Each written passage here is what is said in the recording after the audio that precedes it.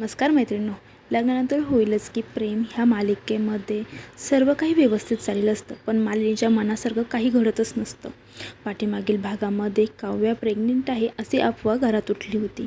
तर आता मालिनीलाही कुठेतरी वाटत असते की खरं ही अफवा होती, पण हे खरंसुद्धा व्हायला पाहिजे. म्हणून मालिनी काय करते, आईस्क्रीमचा एक पॅक मागवते आणि जीवानंदिनी आणि काव्या पार्थला हॉलमध्ये बोलवते. म्हणते, मी ना तुमच्यासाठी आईस्क्रीम आणली, चला आपण मस्त एन्जॉय करूया, आईस्क्रीम खाऊया. सर्वजण आईस्क्रीम खात असतात. त्यालाच मालिनी म्हणते, तुम्ही ना खूप दमला आहात सर्व, तुमचं रोजची धावपळ, हे काम ह्यामुळे तुम्ही वैतागले असाल ना. तर पार्थ म्हणतो, हो ना गाई, मला असं वाटतंय थोडंसं रिलॅक्स व्हा. तर मालिनी म्हणते, ह्यावरती मी एक उपाय शोधून काढलेला आहे. तर जीवा म्हणतो, काय? तर मालिनी म्हणते, हे बघा, तुम्ही चौघंही मिळून ना हनीमूनला जाता का बाहेर?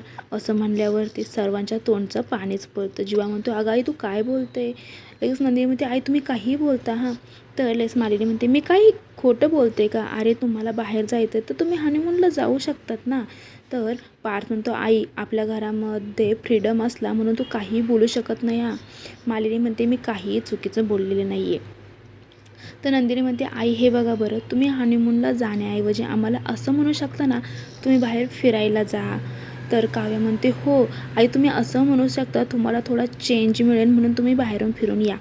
तर मालिनी म्हणते, तुम्हाला जो अर्थ काढायचा आहे तो काढा, पण मला असं वाटतं की तुम्ही थोड्या दिवस बाहेर जावं. तर इकडे आता पार्थ जीवाला खुणवतो, काय करायचं? तर जीवा हो म्हणतो. लगेच जीवा नंदिनीला खुणवतो, तर नंदिनीही हो म्हणते. पार्थ आता काव्याकडे बघतो आणि काव्याला म्हणतो, काय करायचं? तर तीही हो म्हणते.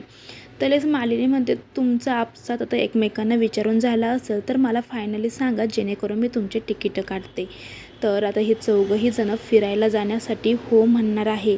तर आता ह्यांचं तिकडे गेल्यावरती हनुमान फेशियल फिरणं होईल की तिकडे जाऊन ह्यांच्यामध्ये भांडणं होतील, किंवा हे तिकडे रिसॉर्टवरती गेल्यावरती जीवा आणि काव्याचा जो फोटो हरवला होतो तो पार्थला सापडेल का, हे सर्व आपल्याला पुढील भागामध्ये बघायचं आहे. त्यासाठी तुम्ही चॅनल सबस्क्राईब करा, व्हिडिओ लाईक करा. थँक्यू.